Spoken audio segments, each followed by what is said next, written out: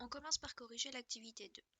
Alors d'abord, un petit peu de contexte. On a vu que les aliments, ils étaient transformés dans le tube digestif.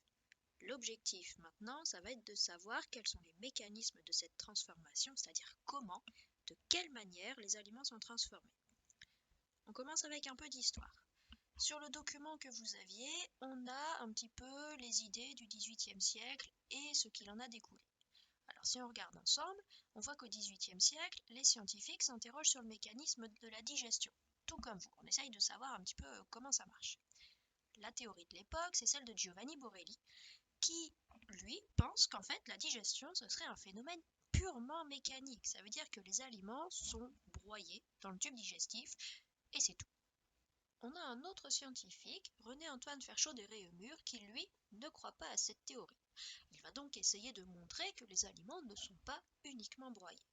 Et pour ça, il étudie la digestion sur des rapaces, qui sont des oiseaux dont la particularité est de rejeter sous forme de pelote les parties de leur proie qu'ils ne digèrent pas. Il va donc imaginer puis réaliser une expérience pour vérifier si oui ou non les aliments sont uniquement broyés. Voilà le récit de son expérience. Il place dans un gros tube en fer blanc, ouvert aux deux bouts, un morceau de viande. Le tube, avec le bout de viande à l'intérieur, est donné à une buse pour son premier déjeuner. Le lendemain, la buse a rejeté le tube avec le bout de viande à l'intérieur. René-Antoine Ferchaud de Réaumur examine donc le tube qui vient d'être rendu. Il se rend compte que le tube a gardé toute sa rondeur, c'est-à-dire qu'il n'a pas été écrasé. Sur la surface extérieure, il n'y a aucune trace de frottement. Et quand il regarde le morceau de viande à l'intérieur, il se rend compte qu'il a diminué de volume et qu'en plus de ça, il est recouvert d'une espèce de bouillie qui vient probablement des parties de viande qui ont été dissoutes. Maintenant qu'on a revu le document, on va pouvoir passer aux questions. La première, c'était d'expliquer ce que voulait montrer Réaumur en s'aidant du texte qu'on vient de regarder ensemble. On a dit qu'à l'époque, les scientifiques pensaient principalement que la digestion était mécanique et que Réaumur, lui, n'était pas d'accord avec cette idée.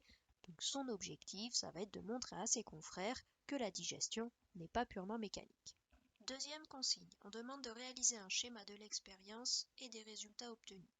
Le plus simple, ça reste de relire le texte et puis de représenter petit à petit les éléments qu'on nous donne. Alors c'est parti, première phrase, on nous dit « Je plaçais dans un gros tube en fer blanc ouvert aux deux bouts un morceau de viande. » On représente donc le bout de viande dans un tube ouvert aux deux bouts. Le tube ainsi garni fut donné à une buse pour son premier déjeuner. Il faut donc représenter une buse. C'est pas très difficile, on fait un rectangle, on mettra une petite flèche pour dire que c'est une buse. Le rectangle, carré ici. Il faut ensuite montrer que le tube il a été donné à la buse. Pour ça, on met une flèche et on comprend bien que le tube est donné à la buse. On met tout de suite les légendes. On a ici le bout de viande qui est dans le tube en fer blanc et le carré qu'on a tracé, ça représente la buse. On vous demande également de représenter les résultats. Donc là, sur le schéma, il va falloir dire qu'on passe au résultat. Le plus simple, on fait une flèche et à côté, on écrit ici le lendemain, puisque c'est le lendemain que Réaumur va récupérer le tube. Si on reprend le texte, on nous dit « Ce ne fut que le lendemain que je trouvai le tube qu'elle venait de rendre. » Il faut donc représenter le fait que la buse ait rendu le tube. On refait le carré pour la buse. Pour montrer qu'elle a rendu le tube de viande, on va faire une flèche mais dans l'autre sens. Et on vous dit que le tube avait gardé toute sa rondeur, qu'il n'y avait sur sa surface extérieure aucune trace de frottement et que le morceau de viande avait été réduit peut-être au quart de son premier volume, qu'il est plus petit, et qu'il en était recouvert d'une bouillie venue probablement des parties qui avaient été dissoutes. On doit donc représenter le bout de viande un peu plus petit avec de la bouillie autour. Et bien c'est parti, le tube et dedans le bout de viande et vous voyez sur le bord il y a un trait un peu plus gros, plus épais pour montrer la bouillie. Une fois que ça c'est fait, on n'oublie pas de mettre les légendes. On a toujours la buse. Ici, on a la viande qui est réduite et couverte de bouillie. Et dernière chose, en l'état actuel, le schéma, on le comprend, mais on ne sait pas trop de quoi ça parle, donc on n'oublie pas de rajouter un titre. Votre schéma, il sera réussi si vous avez bien représenté l'expérience et le résultat. Si votre schéma est soigné, donc attention, on utilise le crayon gris, s'il y a des traits à faire, on les fait à la règle. Il faut également que vous ayez légendé pour qu'on puisse comprendre ce que vous avez fait et il faut également avoir mis un titre. Attention sur les légendes, on les fait à la règle, à l'horizontale et les flèches doivent toucher ce qu'elles montrent. Dernière consigne, il fallait analyser les résultats de l'expérience de Réaumur. Alors, première chose, on rappelle ce qu'a fait Réaumur.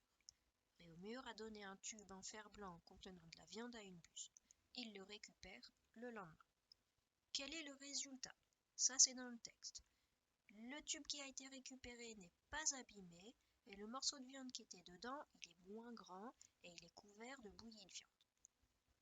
Ensuite, il faut dire ce que ça signifie, ce qu'on aura appris grâce à cette expérience. Eh bien, c'est facile. Comme le bout de viande est à l'intérieur du tube, il a été protégé d'un éventuel broyage.